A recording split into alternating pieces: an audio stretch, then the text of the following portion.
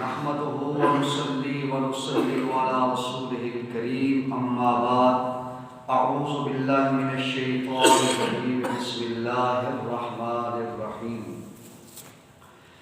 سبحان الذي أسرى بعبده ليلا من المسجد الحرام إلى المسجد الأقصى صدق الله العظيم وبلغنا رسوله النبي الكريم الأمين نوری محفل پہ تنی چادر نور کی، نوری محفل پہ چادر تنی نور کی، نور چھایا ہوا آج کی رات ہے۔ الحمدللہ وہ مقام آ چکا ہے اور وہ وقت الحمدللہ اللہ نے عطا فرما دیا کہ محبت والی رات، معراج والی رات اللہ نے نصیب فرما دی ہے۔ اور بہت ہی خوش نصیبی کی بات ہے کہ دن جمعہ کا ہے اور آنے والی رات وہ معراج شریف کی ہے۔ الحمدللہ اللہ پاک کا بہت ہی کرم اور فضل اور عنایات ہے کہ رب تعالیٰ نے اپنے پیارے محبوب صلی اللہ علیہ وسلم کی امت میں سے پیدا فرمایا اور پھر سرکار سے محبت کرنے والے، آپ کا ادب کرنے والے، سرکار کے ماننے والوں میں اور محبت کرنے والوں میں اللہ نے ہمیں رکھا ہے۔ اور جو کمالات اور جو معجزات اللہ نے اپنے محبوب کو عطا فرمائے الحمدللہ ہم انہیں من و عن تسلیم کرتے اور ایمان رکھتے ہیں۔ ان معجزات میں سے ایک معجزہ معراج ہے اور اس کو رب تعالیٰ نے جو جس پیرائے میں بیان فرمایا ہے وہ ہے سبحان الذی اسری بعبدہ لیلا من المسجد الحرام الی المسجد الاقصی۔ آپ نے ابھی سبحان اللہ کہا، بہت اچھی بات ہے۔ محفل علماء کی 500 علماء بیٹھا ہو اور وہ علماء اور مفتی کہیں سبحان اللہ تو پھر پتہ چلے گا کہ جو عالم بیان کر رہا ہے وہ کتنا عظیم ہے جسے سن کے 500 مفتی سبحان اللہ کہہ رہے ہیں۔ اور پھر غوث کتب ابدال کی محفل لگی ہو سبحان اللہ وہ کہیں، پتہ چلتا ہے یار سبحان اللہ کی کیا ویلیو ہے۔ سبحان اللہ کیوں کہا جاتا ہے؟ چیز خوبصورت لگی ہے یا آپ حیران و پریشان ہو گئے، یار ایسا بھی ہو سکتا ہے، بندہ کہتا ہے سبحان اللہ۔ اگر صحابہ کرام کہیں سبحان اللہ تو کیا بات ہے، انبیاء علیہ السلام کہیں سبحان اللہ تو آپ کو پتہ چلنا چاہیے کہ یہ موضوع کیسا ہے، بات کیسی ہے، کتنی عظیم الشان موضوع ہے جسے سن کے سبحان اللہ کہہ رہے ہیں۔ لیکن یارو ہو محبوب شب اسرا کے دورہ اور تیار ہوں اور جا رہے ہو ملاقات کے لیے، میرا رب خود کہے سبحان اللہ۔ سبحان اللہ ذرا سوچیں، آپ اس کو سوچیں اور غور کریں کہ رب تعالیٰ نے محبوب کے معراج کو سبحان اللہ سے شروع کیا۔ سبحان اللہ، سبحان الذی اسری بعبدہ۔ گزشتہ جمعۃ المبارک یہاں تک ہم پہنچے تھے کہ آقا کریم صلی اللہ علیہ وسلم کا طیارہ براق تیار ہے، آپ اس کے اوپر جناب آرام فرما ہیں، تشریف فرما چکے ہیں، جبریل امین اس کی ڈوریں پکڑ چکے ہیں، میکائیل نے مدد کی ہے، 70,000 فرشتہ پیچھے کھڑا ہے اور باراتی بن کے دولہا تیار ہو گئے ہیں۔ شب اسرا کے دولہا پہ دائم شب اسرا کے دولہا پہ دائم درود، نوشائے بزم جنت پہ لاکھوں سلام۔ نوشائے بزم جنت پہ لاکھوں سلام۔ میرے آقا کریم صلی اللہ علیہ وسلم کا طیارہ براق ٹیک آف کرتا ہے اور اوپر اٹھتا ہے۔ میں گزشتہ جمعہ عرض کر چکا، اس کی سپیڈ بھی دیکھیں اور اتنی سپیڈ والی چیز اس کے اوپر سرکار کا کنٹرول، آپ دیکھیں نا بعض کا بندہ کہتے ہیں جی ایکسیڈنٹ ہو گیا، گاڑی اوور سپیڈ تھی، قابو نہیں کی گئی۔ ایک گاڑی ہے جو مثال کے طور پر 200 کلومیٹر فی گھنٹہ کی رفتار سے چلتی ہے، بندے کو اس کے اوپر کنٹرول بھی ہو، سٹیئرنگ پر، گیئر پر، بریک پر گرپ ہو، تو تب جو ہے نا اس کو کرتا ہے نا۔ یارو لاکھوں کلومیٹر فی گھنٹے کی سفر سے چلنے والا براق ہو اور اس کا کنٹرول سرکار کے ہاتھ میں ہے۔ سبحان اللہ، سبحان اللہ۔ کیا جناب کنٹرول سرکار کے ہاتھ میں ہے۔ آقا کریم فرماتے ہیں مررت بموسیٰ فی قبر موسیٰ وہو یصلی قائم وہو یصلی فی قبرہ۔ سبحان اللہ، سبحان اللہ۔ بہت گہری بات۔ آپ فرماتے ہیں، دیکھیں غور کیجئے، سواری پہ کنٹرول، سواری پر کنٹرول، 500 کی بات نہیں کر رہا، 1000 کی بات نہیں کر رہا، 1,86,000 تو اس بجلی کی سپیڈ ہے، وہ اس سے کئی ہزار گنا زیادہ، اتنی پاورفل سواری اور سرکار کے ہاتھ میں کنٹرول۔ آپ فرماتے ہیں موسیٰ علیہ السلام کی قبر کے پاس سے میں گزرا، میں نے دیکھا موسیٰ علیہ السلام قبر میں کھڑے ہو کر نماز پڑھ رہے ہیں۔ سبحان اللہ، سبحان اللہ۔ اس پہ غور، یہ حدیث پاک ہے، اس پہ غور کیجیے۔ اتنی سپیڈ سے بندہ جا رہا ہو، سپیڈ سے جا رہا ہو، آپ ہوائی جہاز میں یا گاڑی پہ آپ کر لینا، بندہ کہتا ہے یار وہ میں نے آپ کو دیکھا تو کہتا ہے یار میں سپیڈ میں تھا، میں آپ کو نہیں دیکھ سکا، میں آپ کو نہیں دیکھ سکا، کیوں؟ ذرا میں موٹر سائیکل میں جلدی سے 60 دی سپیڈ ہے، 70 دی سپیڈ ہے جو سی، بس اتنی سپیڈ ہو بندہ ارد گرد نہیں دیکھ سکتا کہ آگے کے لگ نہ جائے۔ اور سرکار کا براق ہے اور اس پر سرکار کا کنٹرول یہ ہے، فرماتے ہیں موسیٰ علیہ السلام کی قبر کے پاس سے گزرا ہوں، دیکھتا ہوں موسیٰ علیہ السلام اپنی قبر میں نماز پڑھ رہے ہیں۔ سبحان اللہ، سبحان اللہ۔ کیا ہوش و حواس اور جناب کنٹرول ہے سرکار کا۔ اور یہاں پر کہتے ہیں نماز پڑھ رہے تھے، اہل محبت کہتے ہیں نہیں، جس طرح موسیٰ علیہ السلام کو پتہ چلا نا سرکار گزر رہے ہیں، انہوں نے کہا کیوں نہ کھڑے ہو کر سرکار پر درود و سلام پیش کیا ہے۔ سبحان اللہ، سبحان اللہ۔ صلاۃ کا معنی نماز پڑھنا بھی ہے، صلاۃ کا معنی درود پڑھنا بھی ہے، جیسے وَأَقِيمُوا الصَّلَاةَ وَآتُوا الزَّكَاةَ، یہاں پر الصلاۃ کا معنی نماز ہے۔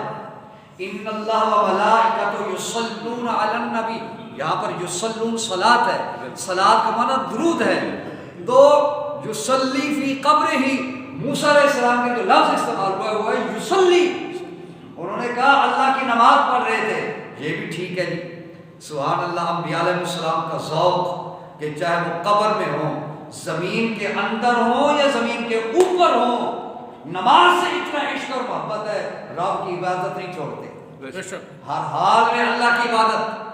لیکن اہل محبت کہتے ہیں نماز بھی ٹھیک ہے، نماز پہ غور کریں تو نماز کے اندر بھی السلام علیکہ ایھا النبی نظر آتا ہے، التحیات نظر آتا ہے، اللہم صلی علی محمد وعلی آل محمد کما صلیت، سرکار پر درود ہے، آپ کے آبا پر درود ہے یا آپ کی آل پر؟ تو دونوں ہمارے بالکل ٹھیک ہے۔ جب حضرت موسیٰ علیہ السلام پر سرکار تشریف لانے والے ہیں تو سرکار جناب وہ کھڑے ہو کر درود و سلام کے نذرانے پیش کرنا شروع کر دیتے ہیں۔ چلتے چلتے میرے آقا کریم صلی اللہ علیہ وسلم کا طیارہ براق جو ہے بیت المقدس شریف جا کے پہنچتا ہے، اور اس کو قرآن مجید نے بیان فرمایا، سبحان الذی اسری بعبدہ لیلا من المسجد الحرام الی المسجد الاقصی۔ اچھا، تو جس طرح مسجد اقصی پہنچے وہاں پر فرشتے انہوں نے سرکار کا استقبال کیا، ایسا استقبال کہ رہتی دنیا تک ایسا استقبال نہیں ہو سکا جیسا سرکار کا استقبال کیا۔ اولو العزم انبیاء جناب حضرت آدم، حضرت ابراہیم، حضرت موسیٰ آگے بڑھ کر سرکار کی خدمت میں ہدیہ تبریک پیش کرتے ہیں، سلام پیش پیش کرتے ہیں، اے کلیم اللہ، آپ تو قبر کے اندر کھڑے نماز یا درود و سلام کے نذرانے پیش کر رہے ہیں، بڑی سپیڈ سے سرکار گزرے، فرمایا جہاں براق کی سپیڈ ختم ہوتی ہے نا، وہاں سے کہیں سے زیادہ آگے نبی کی روحانی پاور شروع ہوتی ہے۔ سبحان اللہ، یہ براق کی سپیڈ کیا ہے؟ میں حیران ہوتا ہوں۔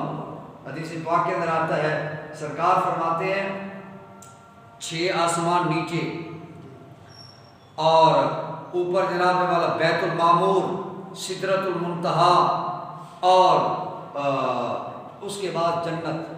آقا کریم فرماتے ہیں میں جنت میں گیا، میرے آگے آگے بلال کے قدموں کی آہٹ کی آواز میں سن رہا ہوں۔ سبحان اللہ، غور تو کیجئے یار، عاشق رسول اور محب رسول، فنا فی رسول کی پرواز اور اس کی سپیڈ اور اپروچ وہ کیا ہے؟ فرمایا چلے زمین پر اور مکہ کی سرزمین پر ہو، 7 آسمان سے اوپر جنت، عند سدرۃ المنتہا عندہا جنت المأویٰ، ایز یغشی السدرۃ ما یغشی، ساری چیزیں نیچے ہوں، عاشق مصطفیٰ بلال کی آواز جنت کے اندر بھی سنائی دیتی ہے۔ سبحان اللہ، تو آپ اندازہ لگائیں، اگر حضرت بلال کی روحانی سپیڈ اور اپروچ یہ ہے تو بتاؤ پھر حضرت علی المرتضیٰ کی کیا ہوگی، صحابہ کبار کی سپیڈ کیا ہوگی، انبیاء کی سپیڈ، اور پھر آخر میں امام الانبیاء سرکار آپ کی پرواز کا کیا کہیں۔ سبحان اللہ، سبحان اللہ، سبحان اللہ۔ حضرت جبریل امین آگے بڑھے اور ہر جگہ نا آپ کو جبریل امین نظر آتے ہیں، کیوں بھائی؟ اور بھائی سیکرٹری ہوتے نا تو وہ آگے آگے ہوتے ہیں اور انٹیلیجنس کے بندے آگے ہوتے ہیں اور اسپیشل برانچ کے بندے آگے۔ فرمایا دیکھ لو ہمارے سیکرٹری اتنے ہیں، ہمارے سیکرٹری اتنے، جناب وہ کون ہے جو فرشتوں کے سردار ہے وہ ہمارا سیکرٹری ہے، تو پھر آقا کا مقام کیا ہوگا؟ بیت المقدس شریف میں تشریف لے کے گئے، صفیں بنی ہوئی ہیں، صفیں بنی ہیں، سارے انتظار میں ہیں، اور آقا کریم صلی اللہ علیہ وسلم آپ تشریف لاتے ہیں، آپ تشریف لاتے ہیں تو حضرت جبریل امین سرکار کا ہاتھ پکڑ کے آپ کو مصلی پہ کھڑا کر دیتے ہیں۔ سبحان اللہ، میرے آقا کریم صلی اللہ علیہ وسلم نے 1,24,000 کم و بیش انبیاء اور رسول آپ کی امامت فرمائی، آپ نے امامت فرمائی۔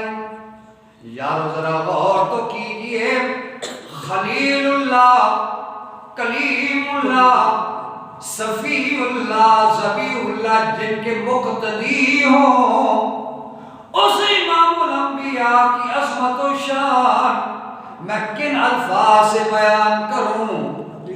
سر عرش پہ تیری نظر، دل فرش پر ہے تیری گزر، سر عرش پہ ہے تیری نظر، دل فرش پر ہے تیری گزر، ملکوت ملک میں کوئی شے نہیں جو تجھ پہ آیا نہیں، ملکوت ملک میں کوئی شے نہیں جو تجھ پہ آیا نہیں۔ میرے آقا کریم صلی اللہ علیہ وسلم آپ نے امامت فرمائی، پھر بعد میں خطبے ہوئے، تقریر ہوئی، اور انبیاء علیہ السلام نے اپنے اپنے خطبے ارشاد فرمائے۔ ہر نبی نے اپنے اوپر ہونے والے کمالات، اپنے اوپر ہونے والے اللہ کا فضل ہر نبی نے بیان فرمایا۔ سب سے آخر میں آپ کو پتہ ہے صدارتی خطبہ ہوتا ہے، پہلے جو ہے وہ سٹیج بنائے جاتے ہیں، نعتیں پڑھی جاتی ہیں، آخر میں جو ہے چیف گیسٹ ان کو بلایا جاتا ہے، چیف گیسٹ وہ آتے ہیں، آخری سپیچ ان کی ہوتی ہے. اور آج شب اسرا کو جو دولہے بنے ہیں وہ کوئی اور نہیں، مچل جائیے، وہ آپ کے اور میرے نبی حضور معلم و مقصود کائنات حضرت محمد مصطفیٰ. آپ نے خطبہ ارشاد فرمایا، اپنے اوپر ہونے والے کمالات بیان فرمائے. آپ نے فرمایا ہر نبی نے اللہ کی حمد و ثنا بیان کی ہے. کوئی جناب والا کہنے لگا میں اللہ نے مجھے کلام کا شرف بخشا، کسی نے کہا کہ اللہ نے مجھے مقام خلت عطا فرمائی. لیکن آقا کریم جیسا تشریف لائے، آپ نے فرمایا انا حبیب اللہ، اللہ نے مجھے اپنا محبوب بنا لیا. ختم نبوت کا تاج اللہ نے میرے سر پہ رکھ دیا. ساری امتوں کی سردار اللہ نے میری امت کو بنا دیا. ہم تو ثنا بیان کرنے کی آپ نے اپنے کمالات، اللہ کا فضل آپ نے بیان فرمایا. جبریل امین کھڑے ہو گئے، ان کا سن لیا آپ نے، دیدار بھی کر لیا. دیکھ لو معلوم ہو گیا آج کے دن سب سے افضل اور اعلیٰ درجہ اللہ نے جن کو دینا تھا وہ امام الانبیاء کی ذات ہے. سبحان اللہ. میرے آقا کریم صلی اللہ علیہ وسلم یہ بیت المقدس شریف میں اس کو وہاں سے جس طرح جلسہ مکمل ہوتا ہے، ان کے جو الفاظ ہیں ذرا قرآن کی بولی میں وہ آپ سماعت فرمائیں. اللہ فرماتا ہے لِنُرِيَهُ مِنْ آيَاتِنَا مِنَ الْمَسْجِدِ الْحَرَامِ إِلَى الْمَسْجِدِ الْأَقْصَى الَّذِي بَارَكْنَا حَوْلَهُ لِنُرِيَهُ. مسجد اقصی وہ ہے، حول کہتے ہیں اوالے دوالے. ہال کا کیا مطلب ہے؟ سراؤنڈنگ ایریا، ارد گرد. اللہ فرماتے ہیں مسجد اقصی وہ ہے جس کا ارد گرد ہم نے برکتوں سے مالا مال کر دیا. میں قربان جاؤں قرآن مجید کے انداز بیان پہ، دیکھیں اس میں کوئی شک نہیں ہے، اللہ کی رحمت، اللہ کا فضل مسجد کے اندر ہوتا ہے. مسجد کے وجہ یہ جگہ جو ہے اس کی بڑی اہمیت ہوتی ہے. جہاں برائی کی جائے وہ جگہ بھی پلید ہو جاتی ہے، ناپاک ہو جاتی ہے. جہاں جوتے اتار کر آپ آتے ہیں، جہاں آپ اپنے جسم پاک لاتے ہیں، روح پاک کرتے ہیں، وضو کر کے آتے ہیں، سجدوں سے جس جگہ کو پاک کرتے ہیں، سجدے کر کے اور پھر ملائکہ فرشتوں کی حاضری کر کے وہ جگہ برکتوں والی ہو جاتی ہے. جہاں قرآن مجید کی تلاوت کی جائے، لا الہ الا اللہ کے ورد کیے جائیں، وہ جگہ کتنی برکت والی ہو جاتی ہے. اور کہتے ہیں جی یہ جو مسجد ہے نا اس میں بڑی روحانیت ہے، بڑا سکون آتا ہے. پوچھے کیوں؟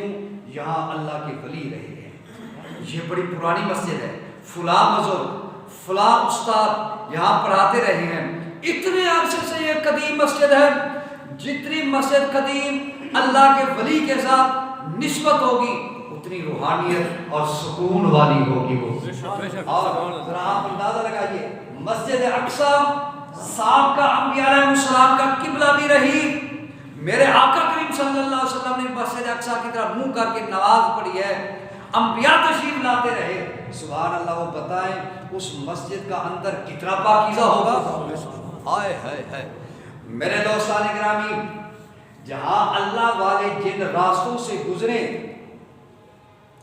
اونچی آواز میں کیا سبحان اللہ، اللہ والے جن راستوں سے گزرے وہ راستے اللہ کی نشانیاں بن جاتے ہیں. سبحان اللہ. ہم نے بڑی قیمتی بات کی ہے اور اس منبر کا فیضان ہے.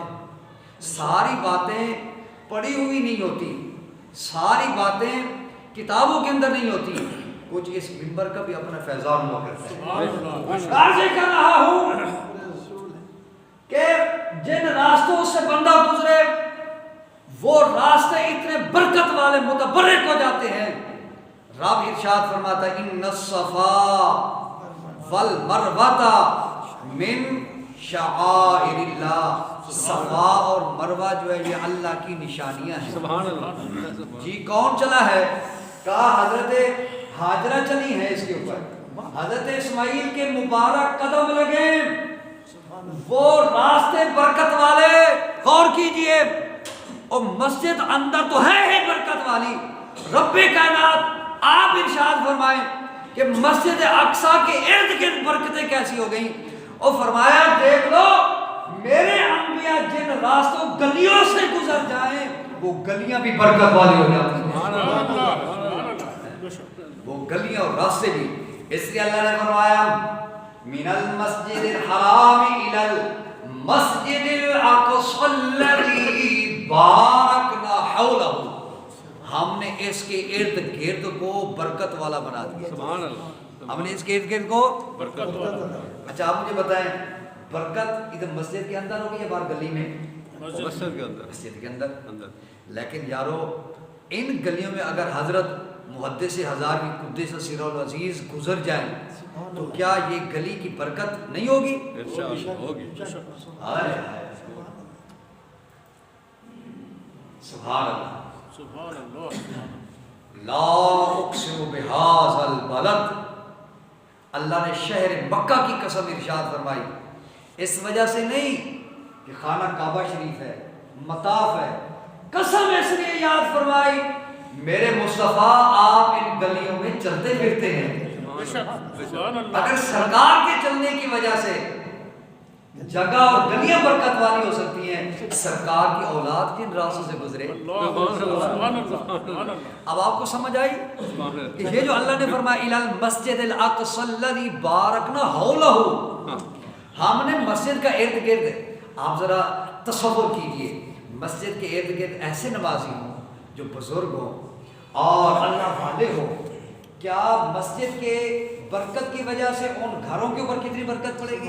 بے شک. سبحان اللہ. بے شک. اس لیے لوگ تلاش کرتے ہیں یار مکان وہ ہو، وہ جگہ شاید ہمیں میسر مل جائے جو مسجد کے پڑوس میں ہو. علامہ روم علیہ رحمت نے ایک حکایت لکھی ہے. آپ کہتے ہیں ہمارے ایک بزرگ نے ایک گھر میں تشریف لے کے گئے. ایک آدمی نے نیا مکان بنایا، بڑا خوبصورت، روشن، ہوادار اور آرام دہ. مرشد پاک تشریف لائے.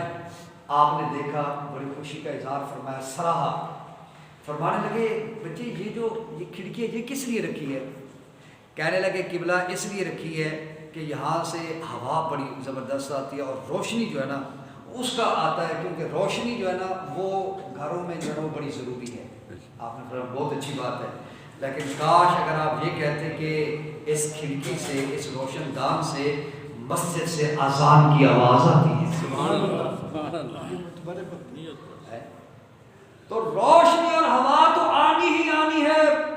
اگر یہ نیت کر لیتے کہ اس روشن دان سے مسجد سے اذان کی آواز آئے گی اور اقامت کی اذان آئے گی، اللہ کے ذکر کی آواز آئے گی، تو یہ کھڑکی بھی تیرے لیے عبادت بن جاتی. سبحان اللہ. میرے دوستان گرامی، جن راستوں سے اللہ والا گزر جائے وہ راستے بھی برکت والے بن جاتے ہیں. الی المسجد الاقصی الذی بارکنا حولہ لنریہ من آیاتنا انہ هو السمیع البصیر. سبحان اللہ. بے شک وہ سننے والا ہے، دیکھنے والا ہے.